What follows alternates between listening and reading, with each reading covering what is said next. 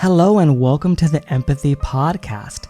This podcast seeks to explore the minds of those who not only understand or experience empathy, but of those who wish to take action, build and practice empathetic behavior through conscious decision and responsible lifestyle choices.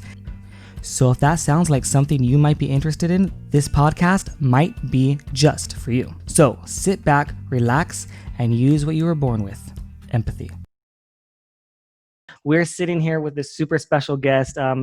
He's coming from the East Coast right now, near New York, right? In the East Coast area? Yeah, I'm living in Rhode Island right now. Rhode Island, right? So that's originally, up until last month, born and raised LA, so near you. Yeah, absolutely. So from Southern California, just recently moved to the East Coast. And so he's joining us via Zoom. And so we're super excited to talk to him. His name is Hudson Tarlow, and he is an 18-year-old animal rights activist. He's also a video editor for the Anonymous for the Voiceless and a huge TikTok influencer. So I want to get this podcast started with a couple quick vegan questions. So the first question that I have for you is, why did you decide to start a TikTok? Like, what's up with that? I decided to start a TikTok because there is a big guy on social media, one of my biggest inspirations, not just for social media, but in life, Gary Vee. You probably know him, Kevin. And basically he, for years now, has been preaching, get on TikTok, get on TikTok, get on TikTok. The organic reach, you can just blow up. You can go from being an overnight, nobody knows who you are, and then overnight you're the next celebrity. And I just always ignored it. But after enough times of hearing it, I'm like, all right, let me give this a shot. And then sure enough, it was that same thing happened. You know, you just get videos going viral left and right. So that's why I got on TikTok from Gary Vee. Yeah, was there something that he said that really like caught your attention? Like specifically, they're like, okay, this is it. I'm going to do it. All it was that he just kept promoting it over and over and over. And I kept seeing on my Instagram feed, Gary talking about getting on TikTok, saying, oh, it's so much better than Instagram if you want to grow. And and then I was just like, one day I'm like, let me just try this out. And yeah, I just decided to try it. Nothing special. I think it was just more so just me being bored one day, wanted to try it out. And like Gary being very persistent. Oh yeah, 100%. I mean, Gary Vee, if you don't know him, you just got to look him up to see how he talks. Anything he says is just, the next. He has a way of talking that really inspires you to do something. Yeah, absolutely. And it's so funny. He doesn't even like to be considered inspirational. He's like, no, I'm just a business guy. I like business and I just want to share, kind of like my ideas, Yeah. And he's like, I just like being right. But so he was totally right about TikTok. And I mean, same thing for me. I kept hearing, and it's funny, like imagine like the persistence of an animal rights activist, right? You're persistent and persistent. Eventually you might be wearing down on someone. And eventually like, you know what, man, that Hudson Tarlow guy, he's got to me. I'm going to go vegan because of him, because he just finally wore down on me. His voice I just kept on thinking animals or veganism. So yeah, that's interesting. Gary kind of convinced me as well. I saw the same kind of messages and I saw the viral stuff going on and I was like super fascinated and I was like, I got to start it. And when I first started it, I was in Kuwait. And so it wasn't as big because TikTok is very location based, right? So when I was sharing like animal rights stuff and veganism stuff, like it just didn't catch on. It wasn't interesting. But when I was sharing it in Southern California, when I got back, which was in December, that's when it started to grow. That's when I was like, whoa, this is really working. And I actually did a Anonymous for the Voiceless, and I went to record, and I was talking to the organizer there in San Diego. And it was my first time with this one. And we were walking to the restroom or something. I was talking to her, and I said, hey, you should get on TikTok. Like TikTok's really growing. It's doing really good. I think you might like it and have a lot of fun. It's great for activism. I was like, I'm going to film right now. I'm probably going to make a few TikTok videos from this event. I made a TikTok video from that event. It had over 800,000 views. And I was like, look, insane. This is from your event, and then she got on TikTok. So it's kind of funny. That's epic. Yeah. And that one unfortunately got taken down. It was on its way. Yeah, the cute ones always get taken down. Yeah. That one got taken down because it had like a little bit of, because it's filming the event of the anonymous for the voiceless, but in the background there was like chickens, getting their head cut off. And so like someone must have flagged it down. Mm-hmm. Yeah. Oh my God. I feel the pain. Yeah. It's so crazy. That's the one thing I really don't like about TikTok is how the content is always getting taken down, even if it's remotely graphic, which just totally goes to show, because it's funny whenever you post these videos that are super graphic, in the comments, people are like, "Oh, bacon though, like this is fine. This is humane. What are you talking about?" And then all of a sudden it gets taken down. It's like, you can't win. You can't win either way. Yeah, it's like you want to prove it to them. You're like, no, like, let me just show you. And like, oh, I can't even show you. Yeah, that's the frustrating thing. It's like not being able to show it. So you have to, you know what, though, it makes you really creative because it makes you think like, hey, I need to figure out another way to communicate without using slaughterhouse footage to this person in order to convince them to like be more compassionate. So it does push your creativity in further on TikTok for sure. 100%. Yeah. All right. So question number 2, why, if you're a vegan activist right now and you're listening and you're like, man, I really want to help animals, why choose TikTok over Instagram? The main reason is just because the amount of people you can reach and how quickly you can get going.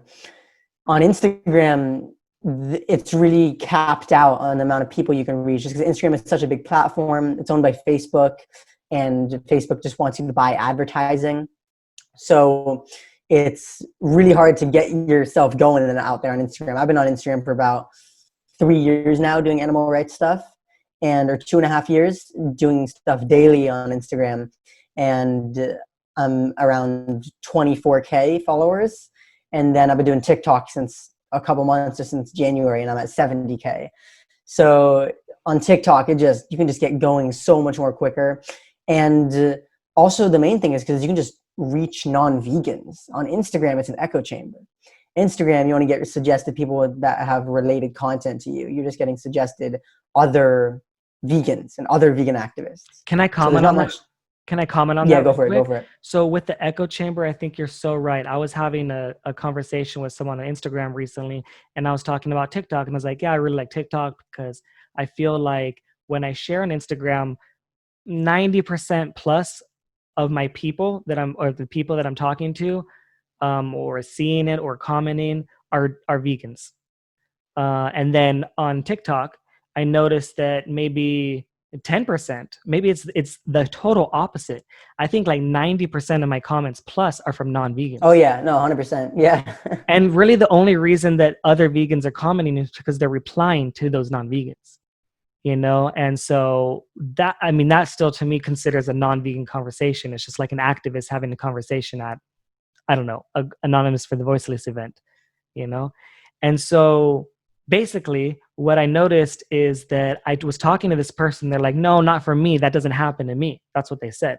They're like, no, when I post on Instagram, I get mostly non-vegans. And I was like, oh, cool. And I didn't really notice I didn't really pay attention to their content very much, but I read through the comments to go see, maybe it's true.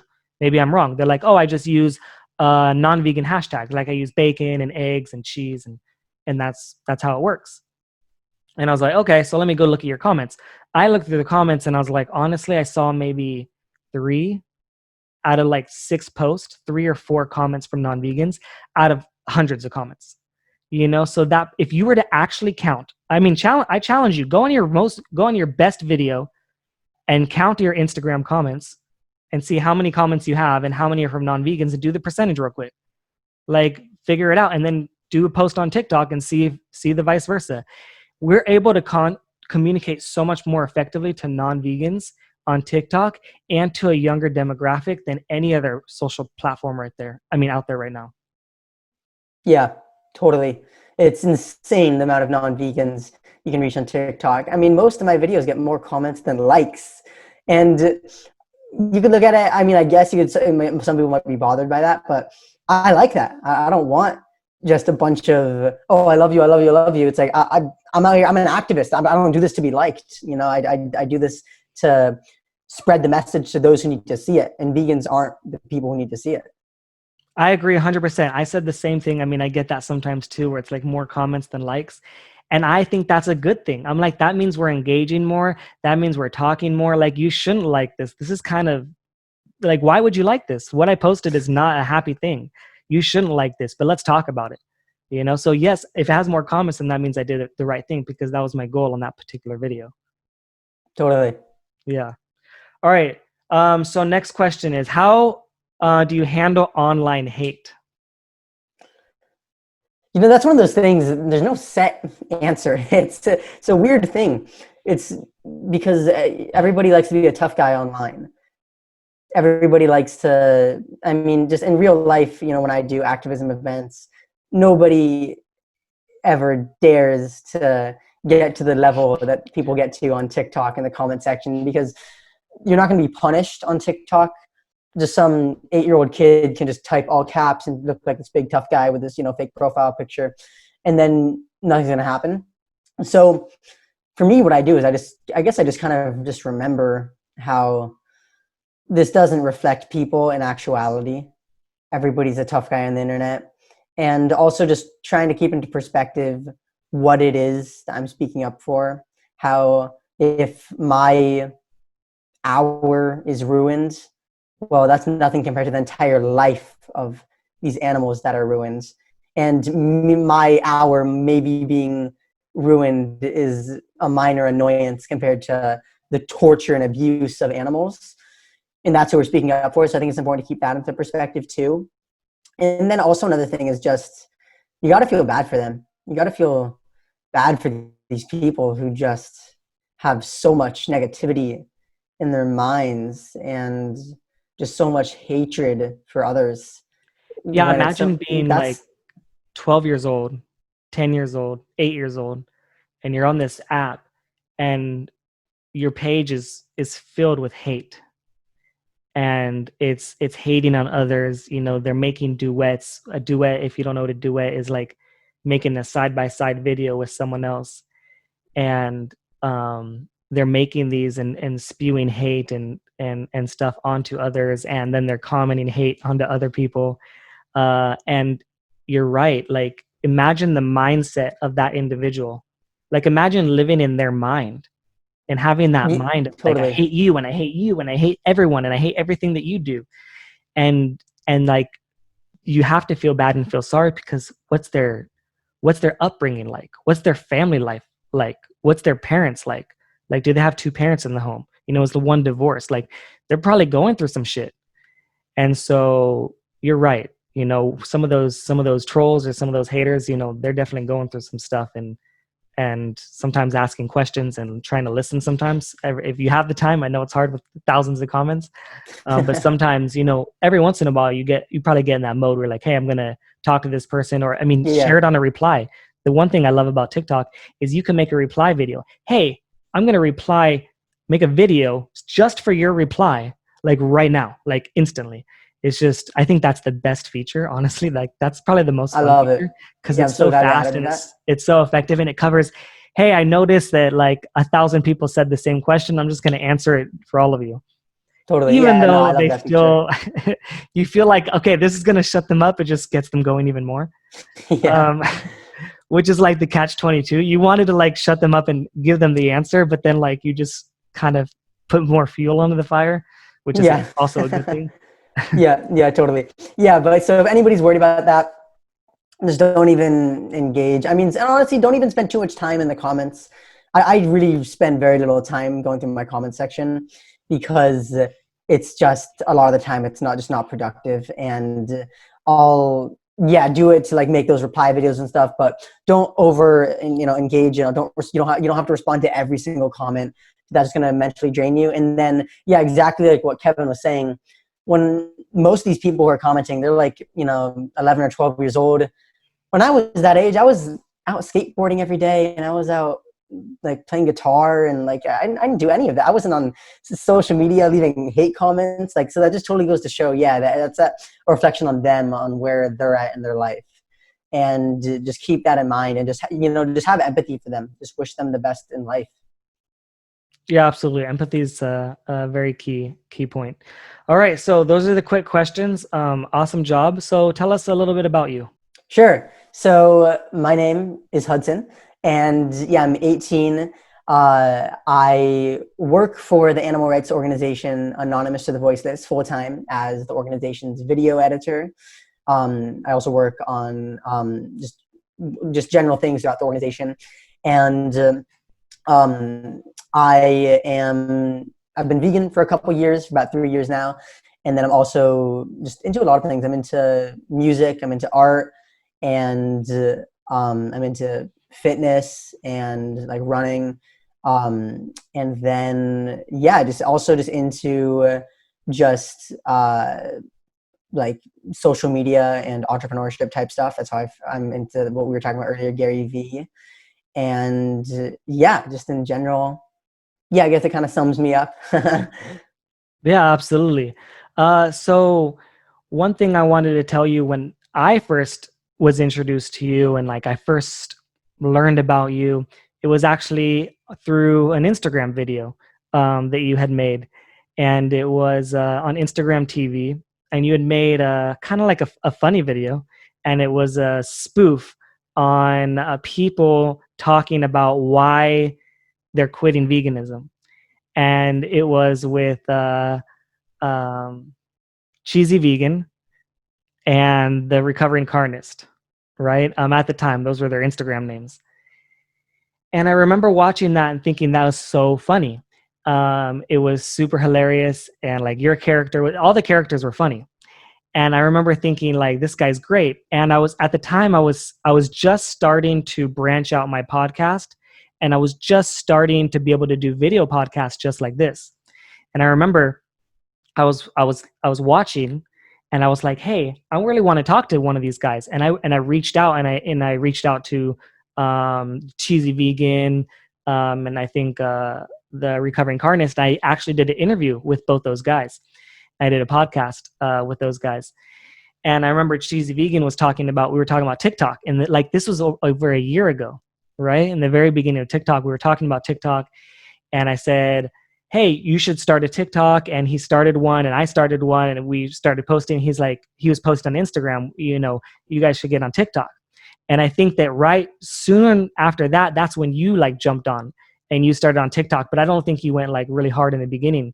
But I think you had jumped on at the time. And I remember I wanted to interview you, and I want to talk about social media, and then I want to talk about how it influences people with activism. And it's so funny that like, it's been over a year now that I wanted to do that interview with you. And now here we are doing this interview. So that was kind of like the first time that I was really introduced to you, was that video. Can you tell me a little bit about what you remember of that video? Yeah, oh my God, that was so funny. Yeah, I think there was it was kind of similar times to this, where right now John Venus came out as an ex-vegan. I forget who it was, but somebody had come out as an ex-vegan, and then that was kind of the hot topic. So we decided to do this spoof where we were all saying, yeah, we're no longer vegan, just for the most ridiculous reasons. I don't even remember what I said. Just made up some random stuff. I think you were talking about like my ancestors though. Oh yeah, because like cavemen though. Yeah, like I really want to eat like caveman because they're my role models. Like they've been doing it right. Like we want to do everything just like them, something like that. Totally. Yeah, exactly. Yeah. And I remember saying how, we look at all the people who, yeah, it's like, yeah, we always look to cavemen for our morality and all that stuff. Yeah. So I just said a bunch of random stuff. They did too. And yeah, we made the video, and that went super viral, and that got a ton of mixed reactions, because a ton of people just on the internet just don't understand sarcasm. But but yeah, no, that was a super fun video, and I remember you reaching out to me after, and yeah, I'm so glad that we're now finally doing this after such a long time. So yeah, it's great to finally be doing it. Yeah, and we were so close to doing it because I'm in San Diego right now, and you were living in Los Angeles, and like that's only like an hour and a half, 2-hour drive, and we were gonna go do it in person, and I'm like, dang, like we missed that opportunity because the world went crazy. Yeah. Coronavirus shut down. Everything seemed to be like just going out of control. Right now it's like Black Lives Matter protest everywhere, and it's just an interesting time that we live in. And so, yeah, so things went crazy. So tell us, a little bit about the not crazy side, hopefully for some people. Why did you decide to go vegan? Sure. So for me, what it was is I grew up being vegetarian, and I never actually had a reason why I was doing it. It was just because my family was. So when someone's like, "Oh, like I don't know," I guess it's just I just didn't like the taste of meat. I was just kind of my family was vegetarian. It was a healthy diet, that sort of thing. And then, but I was never an activist or anything. Didn't really think of the ethics. And then what it was is I was on YouTube just scrolling around, and I came across the first video was a Joey Carbstrong video. So I watched that, and if you don't know Joey Carbstrong, he's one of those guys who just really gets really gets you motivated, really gets you thinking. And from that, it's one of those things where you watch one YouTube video and you just keep getting recommended. So from there, I just got recommended a ton of videos on veganism over the months. And for me, it was just, maybe a process of like 4 months of just seeing more and more and more videos. And then one day you just hit that breaking point where I'm like, all right, today's the day, have to do it. And so it was 3 years ago, June 2017 was then just that day after I'm like, okay, now I fully know everything about the dairy and egg industries, everything about leather, honey, etc. And just no more excuses. And I just put my foot in the door. I was like, I don't know how long I'll be able to do this for. I don't know what's going to happen. I don't know if I'm going to starve in the next 24 hours, but I got to do it for the animals. And then sure enough, I didn't starve. I'm still here 3 years later and never looked back. Yeah, can you tell us about maybe some of the challenges that you went through in the beginning, or maybe some of the social challenges? Because you were in high school at the time when you decided to go vegan. How might that be different for someone in high school with all those social, the social creations that high school has, and the different social circles? What's that like? Sure. It was definitely rough at first. I was super quiet about it. I never told any of my friends, never told anyone. I remember that once as like a gift or something, I got like a vegan t-shirt or something, and I wore it to school. But then I instantly, like when I got to school, like someone asked me, and then I was just like put on like a jacket because I'm like, oh my God, I don't want to be asked about this. And yeah, it was definitely hard at first being in high school because I was the only vegan in my entire high school. And the main thing is I just eventually, you just, what it really comes down to with this is just thinking about the animals. Just whatever little social discomfort you're going through is nothing compared to what the animals are going through. It's what I always had to remind myself with any challenge I ever faced when it comes to the taste, convenience, the tradition, my friends and family. It just always came back to I might be having this minor inconvenience, but the animals are having this major inconvenience of having their neck sliced open. And that really puts it into perspective. And that was really how I became guided on this journey and just was able to keep a clear mind in this. And then at some point, I know that a lot of vegans will transition to a point where they're like, I feel like what I'm doing is good, but I feel like I need to do more. I need to be more active. I need to push out more. And also, they might be influenced by someone else that's doing the same thing, right? If anyone, the way that I look at it is anyone that actually became a vegan is probably because of work from an activist, right? So for me, like the kind of final straw, well, the first and final straw really for me, was watching What the Health. I saw What the Health and I said, okay, I'm going to try it. And that's work from the activist. All the creators of that documentary are activists, right? They're still talking about it. They're still vocal. They, making more documentaries, right?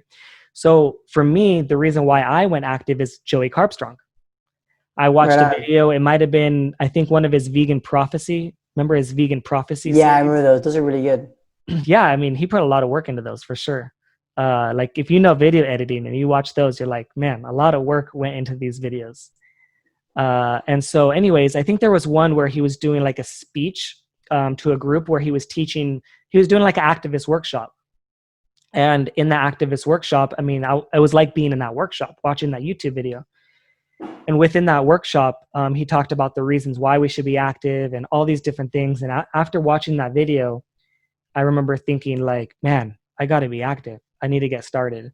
And so probably shortly after that, I started my YouTube, then I started my podcast, then I got to California where I could do, some one-on-one activism. So then I pushed that further, and then that's kind of just how it happened for me.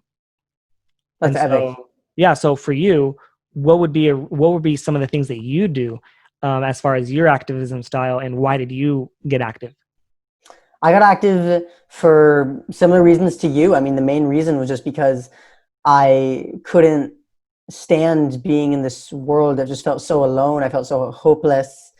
I just couldn't understand how there's so much violence towards animals and nobody speaking up. I'm like, man, I gotta be the one. Like, no one else is doing it. When I talk to my friends, nobody's listening. When I talk to my family, nobody's listening. I have to be that one to take that initiative and begin to make the world a better place. So I just took some routes to you, just got on social media, got on YouTube. I started going to Anonymous to the Voiceless, Cube of Truth outreach events, started going to some vigils.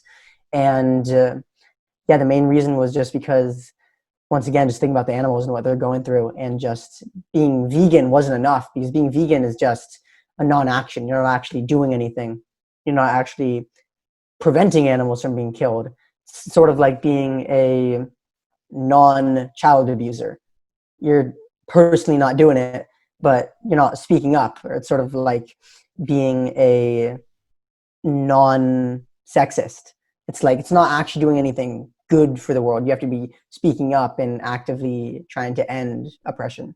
Yeah, 100%. So can you share some of your experiences, like on the streets, talking to people, going to vigils, like interacting with the animals? Yeah, 100%. So it's such an incredible experience, just doing so many different forms of activism. Definitely, if I try to think of the highlights, because I could go on for hours, but let me think. All right, I got one. My best, proudest thing is there was back in August, I had a conversation with a guy walking past the Cube of Truth, and his name was Jacob.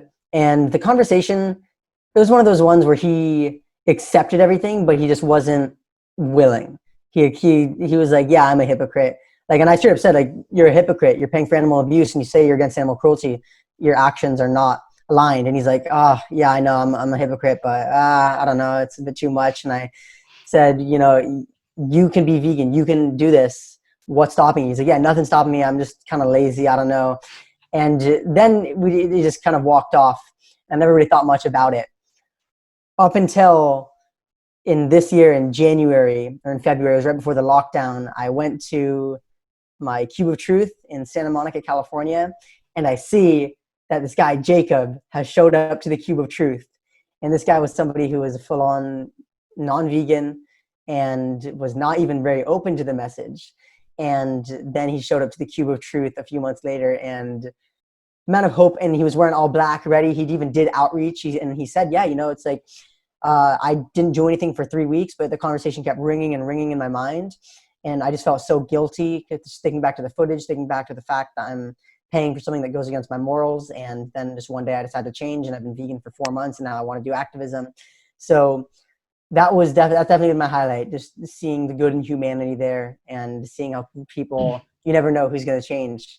And yes, that's definitely probably my proudest moment, from someone who I outreached to the Cube of Truth, and then months later they show up as an activist. And now he's still an activist. He does activism all the time. And yeah. That's so cool. Yeah, it's so interesting how, I mean, you've lived a really fascinating life so far for being so young, and you've traveled a lot, and you've got to see a lot of cool places and get a lot of different experiences. And I love that one of your best highlights of your experiences, is sitting down, and influencing someone to be more compassionate, and also influencing them to help others to do the same thing. And that's the highlight. I think that's so cool. You could be like, yeah, I went to, Australia, I went over here, I did this, and so I think that's really cool. Thanks, Kevin. I appreciate that. Yeah. So maybe as we kind of wrap this up, is there anything that you really want to share with the listeners or the audience that maybe we didn't talk about? Sure. Yeah. If there's anything I had to share, if you're listening to this right now and you're not on TikTok, TikTok is the place to be. I know we've talked about this so much, but I didn't get on it until it was just drilled in me like crazy from Gary Vee. So if you're listening to this and you're still like, yeah, like, I don't know, it's probably, these guys are just, overhyping it. They're just whatever. Like, they got lucky with, like, Kevin got a viral video, Hudson got a viral video, but it's not for me. It is for you. This is by far your best shot at doing it. And you just got to be consistent. And I guess something else I just want to say is, if you're listening to this and you're vegan and you're wondering about speaking up for animals, if you're wondering about all of this, or even if you're not vegan, I guess my bottom piece of advice is just for wherever you're at right now in your life when it comes to animal rights, put yourself in the animal's position. And so if you're not vegan, place yourself in the animal's position. How would you feel if you were being needlessly abused and exploited for a sandwich? What would you want people like yourself to do? And likewise, if you're vegan but you're not active, if you were being needlessly abused and exploited for a sandwich, what would you want people who are vegan and who know the truth, what would you want them to do? Would you want them to stay silent?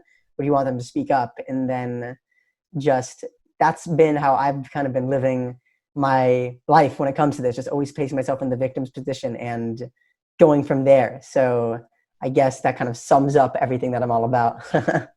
Yeah, absolutely. Perspective is key. People that know how to leverage and use perspective in their favor, it can be a very powerful thing. It's very easy to point at me. I feel this way. I feel bad. I feel this. I'm going through this. It's very easy to point at yourself, but it's not easy to look to others to see, and make a comparison and say, you know what, that's a little bit worse over there. I should probably shut up, and that takes a lot of empathy as well, but it also takes a lot of brain power and willpower to make that decision, for some people, right? But I do want to jump back to TikTok really quick, and I want people, you talk about TikTok and some people think dancing videos, or some people think I'm going to do some singing or lip syncing. And yes, there is that for sure. Those things are there, right? But TikTok is anything that you want it to be. TikTok is literally a video editor. It's a video editor. And you can use that video editor to make whatever you want. You could, if you like drumming or music, you can make music, right? If you like singing, you can make singing. If you like dancing, you could do dancing. If you like to make food, you can make food. If you like to color, you can color. Everything you like, you could just share, and it's just a video editor. So you don't know how to do any video editing, or you've never done video editing, you can learn on TikTok. If you're a great video editor, right, then you could do really good on TikTok because you already know how to video edit. So either way, I think that's a good way to go. But I think other people are really not, they don't care about creativity or whatever. They care about the numbers. Tell me about the numbers. So I want you to share some of your numbers on TikTok for a minute for those numbers people. The numbers are crazy. So I've been doing YouTube for 2.5 years now, maybe 3 years, and making videos on a pretty much weekly basis. And my entire channel has 70,000 views. And then on TikTok, I've been doing that for 6 months, and I don't even know how many my entire thing has, but every month I get at least 10 million views. It's insane the amount of views that you can get on TikTok. And it's just the most random stuff. Like, you never know what's going to be the next viral piece of content. Sometimes I'll put a ton of work and edit on my computer and do all this fancy stuff with my camera, and then it only gets maybe like 20,000 views. And then sometimes I'll just pull up my phone, make a quick 5-second video, not even edit it at all, just straight from my camera roll, and then that gets 200,000 views. So the numbers are just insane.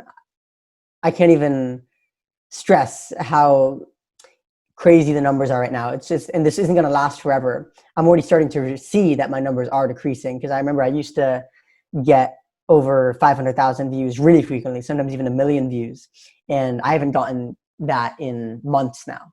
So it's decreasing. Now it's like a good video is like, it used to be a good video I would consider it good if it got above 500,000 views. Now it's good if it gets above 90,000 views. So there's a lot more competition because more and more people are getting on it, but it's still such in the early days, and it's still such a great place to be right now when it comes to the engagement. Yeah, absolutely. And I think that some people are scared of doing activism like you, or doing activism like me, or doing activism like Joey, or Earthling Ed, and that's okay. There's this guy I know, maybe you've seen him on TikTok. His profile is called Silent Activism, and Yeah, he really cool dude. just posts videos from other places, and really good videos, and has some words on it, and that's it. He doesn't have his face. He doesn't show his face. He didn't show his face for 100 days. He did like this thing where he did like, I'm going to do my face reveal after 100 days or Did something. he do a face reveal? Yeah, he did. Oh, no way. I got to check that out. Cool. Yeah. I had seen, because I had interacted with him on Instagram as well. Oh, okay, cool. He's like, here's my personal page if you want to, see what I do or what I look like. Yeah, right on. But for a lot of people, yeah, it was their first time. So it's kind of a fun little way. And that idea grew him so many followers. He has way more followers than he does on Instagram because of that tactic. So he was kind of smart and did a little strategy. But there's so many different things that you could do. And like, I even see you have guitar videos where you're playing your guitar, right? I see other people playing the drums, or people posting their animals like dogs or cats, and, doing funny things and funny sounds and stuff like that. Yeah, no, there's so many different ways to do it. I mean, I think the bottom line is just have fun. Don't overthink it. Just do what comes naturally to you and find out how you can incorporate that into speaking up for animals. Because, yeah, there's so many different things. I mean, some people do like doing dance videos with veganism. Some people like, me and you, we more just sort of just talk to the camera because we're more comfortable with public speaking.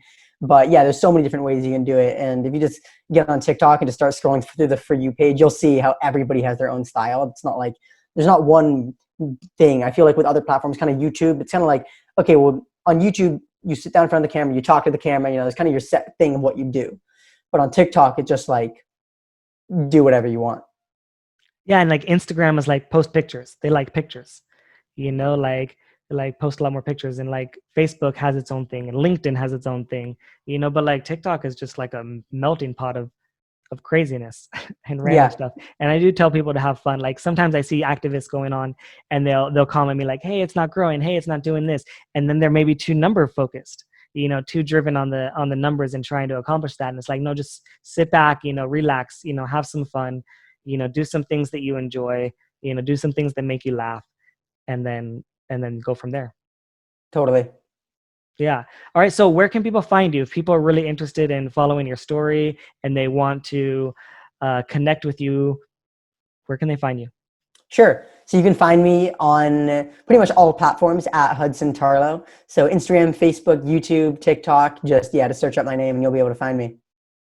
Yeah, absolutely. All right. So it was great having you. I can't wait for everyone to get a chance to see this. So take care and have a great rest of your day. Yeah, thanks so much, Kevin. It was a pleasure to be on the show. Yeah. All right. I'll talk to you soon. Peace. Peace. Thank you guys for listening to the podcast. Please, please, please make sure that you guys share this with anyone that you think will find this interesting. And also make sure that you guys are subscribed, because I can see a lot of you guys are listening, but you aren't subscribed.